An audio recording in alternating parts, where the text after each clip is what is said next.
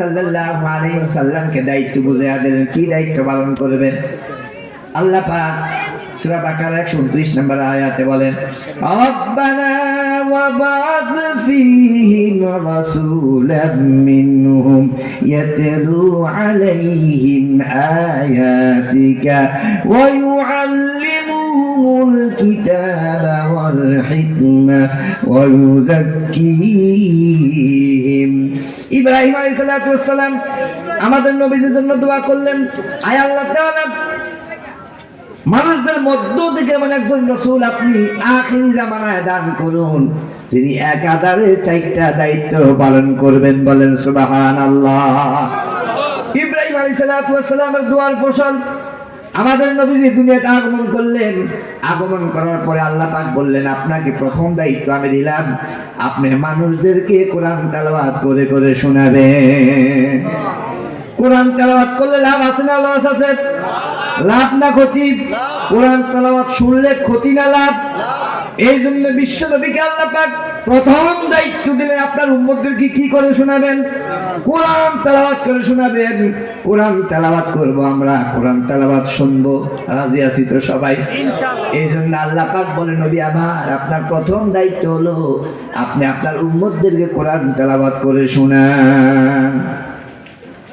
নামাজের মধ্যে যদি তেলাওয়াত লম্বা হয়, ইমাম সাহেব যৌক্তিক কারণে কোরআন তেলাওয়াত লম্বা করেছেন।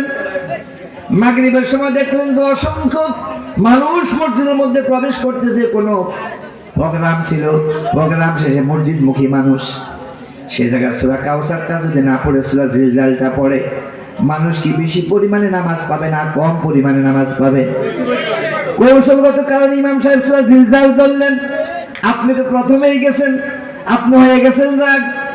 নামাজ শেষে ইমাম সাহেবকে বললেন, হুজুর মাগরিবে না কেরা সুরে পড়ে, কেন আপনি লম্বা পড়লেন, হুদা ঝামেলা তৈরি করলেন?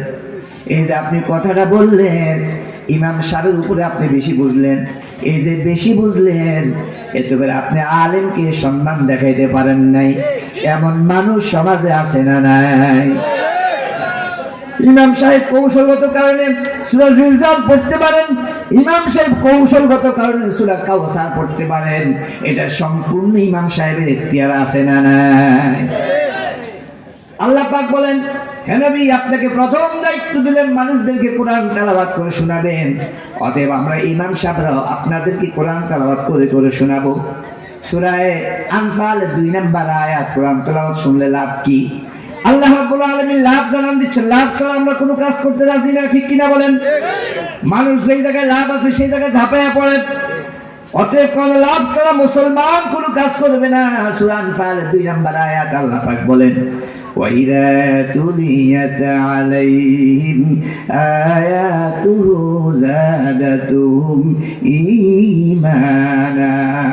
কোরআন তেলাওয়াত যখন করা হবে, কোরআন তেলাওয়াত দিয়ে যখন কথা বলা হবে, যারা ঈমানদার তাদের ঈমান শুধু বাড়তেই থাকবে। ঈমানের তেজ শুধু বাড়তে থাকবে, বাড়তে বাড়তে এমন একটা অবস্থায় পৌঁছবে যে তারা সকল বিষয় দুনিয়ার মানুষকে ভয় না করে একমাত্র আল্লাহর উপরে তারা ভয় ভরসা করবে। দুনিয়ার কোনো শক্তি কিছুই করতে পারে না। কোরআন দিয়ে যারা কথা বলছেন, কথা বলবেন, তারা